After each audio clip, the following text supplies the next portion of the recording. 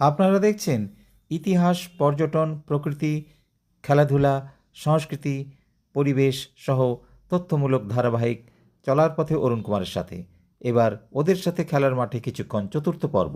চলতে চলতে আমরা পৌঁছে গিয়েছিলাম এই রাজ্যের পশ্চিম বর্ধমান জেলার দুর্গাপুরে। এর আগের এপিসোডে আমরা তুলে ধরেছিলাম অনেক কথা, বিশেষ করে খেলাধুলার ক্ষেত্রে, অ্যাথলেটিক্সের ক্ষেত্রে। এই পর্বে চলুন শোনা যাক বাকি অ্যাথলিটদের কথা, সেই সঙ্গে কোচের কথা। সঙ্গে থাকুন, দেখতে থাকুন চলার পথে অরুণ কুমারের সাথে। এই পর্বে ওদের সাথে খেলার মাঠে কিছুক্ষণ চলুন আমরা শুনব পশ্চিম দুর্গাপুরের খেলাধুলার কিছু কথা। সঙ্গে থাকুন। যথেষ্ট ভালো পারফরমেন্স। দুর্গাপুর থেকে অনেকেই স্টেট লেভেল বা ন্যাশনাল লেভেলে স্বাক্ষর রেখেছে। মাটির থেকে উঠে আসা ক্রীড়া খেলা অনুশীলন করছে, তারা কিন্তু বঞ্চিত হচ্ছে। অন্য জায়গা থেকে আসছে যারা এই স্টেরয়েডটাকে বহুলভাবে ব্যবহার করছে, এটাকে অ্যারেস্ট করা উচিত। আর একটা বড় ব্যাপার যেটা আছে সেটা হচ্ছে বয়স বাড়ানো, অর্থাৎ যেগুলো এজ ক্যাটাগরি আছে, এজ ক্যাটাগরিতে সাফল্য পাওয়ার জন্যে বেশি বয়সের ছেলেমেয়েরা কম বয়সের গ্রুপে নেমে যাচ্ছে। তারপরে দেখা যাচ্ছে যে যখন সিনিয়র লেভেলে যাচ্ছে তখন তাদেরকে আর খুঁজে পাওয়া যাচ্ছে না। এই দুটো অভিশাপ হয়ে দাঁড়িয়েছে। তার সাথে দারিদ্র তো আছেই, যেমন ডায়েট তো একটা বড় ফ্যাক্টর। এতে একটু আমরা সেই খাওয়া দাওয়ার ব্যবস্থাই করতে পারি না, বাড়ি থেকেও করতে পারি না, এখান থেকেও করতে পারি না।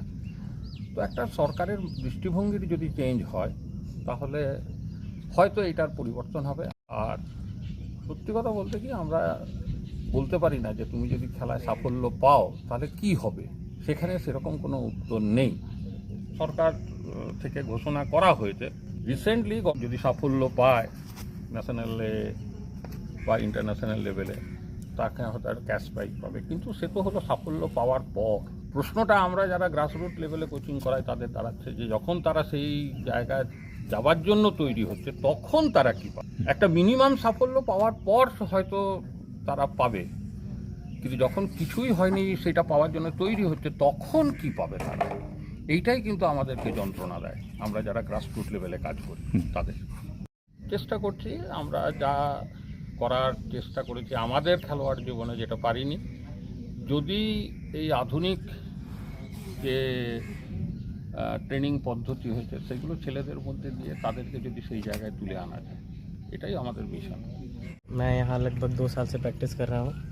मेरा इवेंट डिस्कस थ्रो है और यहाँ पे प्रैक्टिस करते हुए गेम बहुत इम्प्रूव हो रहा है पहले से, क्योंकि पहले तो गेम ज्वाइन किए थे जस्ट फिटनेस के लिए कि स्कूल के साथ साथ कुछ एक्स्ट्रा करिकुलर एक्टिविटीज़ भी हो तो अच्छा होगा, बट धीरे धीरे इंटरेस्ट आया थ्रोइंग में और अभी यहाँ पे एकेडमी ज्वाइन करने के बाद बहुत अच्छा हो रहा है। अभी मैं स्टेट के लिए क्वालिफाई हो गया हूँ और स्कूल गेम्स के लिए भी नेशनल के लिए क्वालिफाइड हूँ।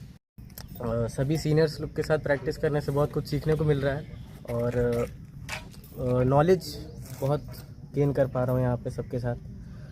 यही हमारा एकेडमी में अच्छा एक माहौल है स्पोर्ट्स का और सब कुछ का। এই ছিল পশ্চিম দুর্গাপুরের যে গ্রাম, সেখান থেকে উঠে আসা নতুন প্রজন্মের ছেলেমেয়েদের ক্রীড়াক্ষেত্রে তাদের আত্মবিশ্বাস, সাফল্য এবং আগামী দিনের সম্ভাবনার কিছু কথা আপনাদের সামনে আমরা এটি তুলে ধরলাম। ওদের সাথে খেলার মাঠে কিছুক্ষণ এই পর্বে। আগামী পর্বে রয়েছে বিশেষ সাক্ষাৎকার দেবপ্রসাদ মুখার্জির। সঙ্গে থাকুন, দেখতে থাকুন চলার পথে অরুণ কুমারের সাথে।